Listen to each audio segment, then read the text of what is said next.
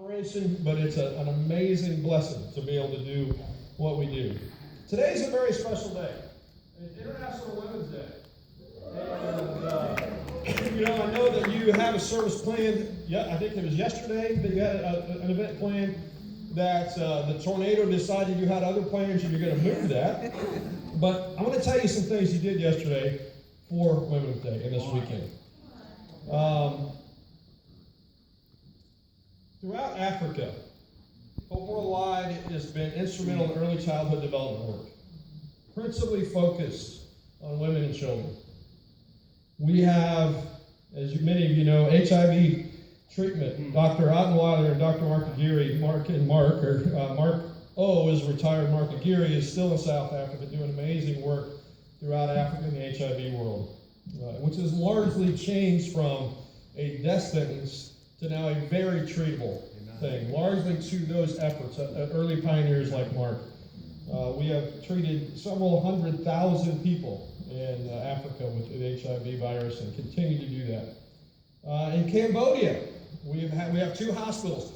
This year, we've had a long-term, this is the 10th year of a long-term breast cancer study and breast cancer research program that's literally helping thousands of women with early detection, which is not a thing in Southeast Asia.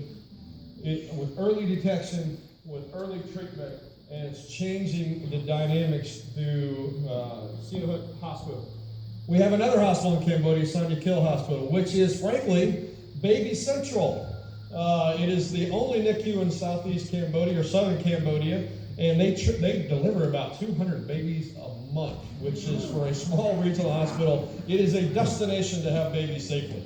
So we're helping women around the world to free the yoke of oppression from poverty. In Central America, last August, Jackie was there. We had our first ever women's forum in Central America. We brought gynecologists in. There were sisters there, honestly, who they were 70 and 80 years old with multiple children who had never seen an OBGYN doctor or practitioner in any way.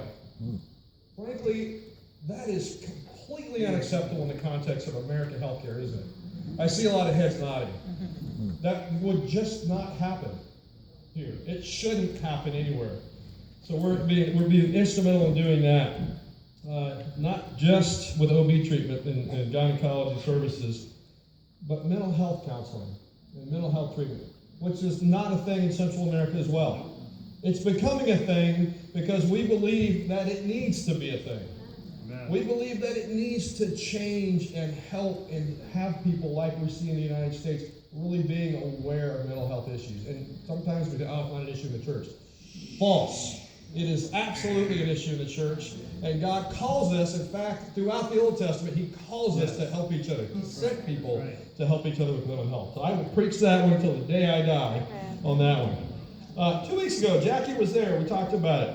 We're talking about sexual assault. They treated a record number of patients in the mental health side last 2 weeks ago, and frankly, most of them were women.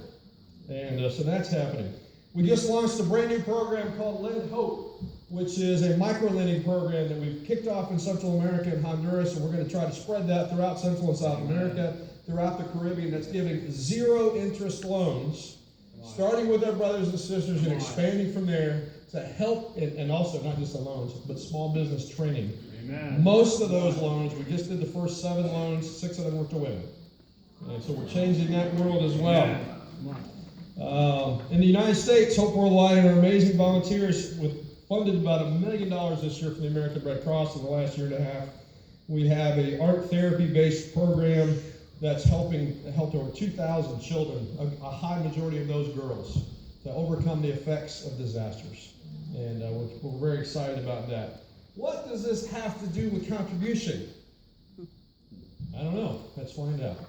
So Isaiah 58. Turn your Bible to Isaiah 58 if you would. All right, Dave. One of the things in my own quiet times this year, I've really been trying to get my head around the concept of fasting and what a true fast is. Because, for my time as a Christian, I've fasted here and there, and I've done those things, but I'm trying to get my head around this.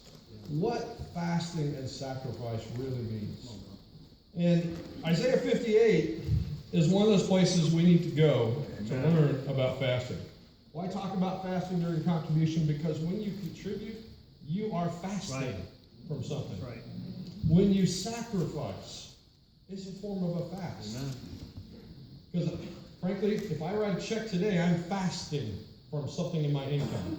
And that might be, I'm ruminating that one around in my head. But Isaiah 58, in early parts of that, the people were grumbling. They were fasting. They were giving things up. But you know what? They were grumbling about it. It wasn't a pure-hearted fast. And what was happening in verse 5 is this the kind of fast I have chosen? Only for a day for man to humble himself? Is it for only bowing one's head like a reed, for lying in sackcloth and ashes? Is this what you call a fast, a day acceptable to the Lord? So I kind of get the impression that Isaiah is prophesying, saying, no, this is not a good place to be. This is what we shouldn't be doing when we give. So I'm like, okay, well, what should we be doing? God answers that question. Is not this the kind of fasting I have chosen? To loose the chains of injustice, and untie the cords of the yoke, and set the oppressed free, and to break every yoke? Is it not to share your food with the hungry, to provide the poor wanderer with shelter? When you see the naked, to clothe him, and to not turn away from your own flesh and blood? Kind of sounds like Matthew 25, right? Sheep and goats and serving. But there's some benefits for us. And that is, your light will break forth like the dawn, and your healing will quickly appear. Then your righteousness will go before you, and the glory of the Lord will be your rear guard. Then you will call, and the Lord will answer. You will cry for help, and he will say, here am I. And here's the thing. In that part of verse 9, it says, if you do away with the yoke of oppression, every box of food you gave respectfully yesterday was one thing. To help do away with the yoke of oppression. When we get rid of poverty, there is no greater form of oppression than poverty. There isn't. Because poverty, along with all those other things, mostly comes sexual trauma, sexual assault, and all the other things that are associated with some of that. It's a higher percentage in that world. But if you do away with the yoke of oppression, with the pointing finger and malicious talk, and if you spend yourselves on behalf of the hungry and satisfy the needs of the oppressed, I don't know about you, but I'm tired. I have to be perfectly honest with you. These weekends exhaust me. We got in the car, we drove, I don't know, it's only like 6.5 hours, but we drove 6 hours, got here, it's tiring. I had some amazing coffee yesterday. That made it all when we went to the coffee place. Madison's like, man, that coffee place was amazing. So, but you know what? I'm tired. But that's okay. I'm not spent, though. That's the problem. I have more to give. I have more to give. And I have more to give to help the yoke of the oppressed. And that's what we need to do. That's what God calls us to do. And here's what it'll do for you. Your light will rise in the darkness, and your night will become like the noonday.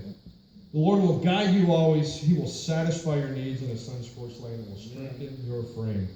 So when you give this morning, the challenge is not to just give our tithe or just give an offering. But the challenge is, in serving, should take our hearts that may be this size, like the Grinch, and it should expand them. Because serving injects, what you did yesterday injects into you, I'm going to serve more, I'm going to give more, in fact, I'm going to write a bigger check. Because I've been injected with that stuff. And I'm going to free the yoke of oppression through this. So my prayer for us always is that we spend ourselves on behalf of the poor. And that we can really see the benefits of that. I believe that we can remove the yoke of oppression. I really believe it, because God says we can. And I pray that we can do that. I pray this weekend that you have seen the humble beginnings of you freeing the yoke of oppression. Because there's some great relationships yesterday with some of your stuff with Elijah's heart. Obviously, you guys are continuing to do that. I think it was even further solidified yesterday afternoon. So thank you so much for allowing us to be here this weekend. Let's pray. Father,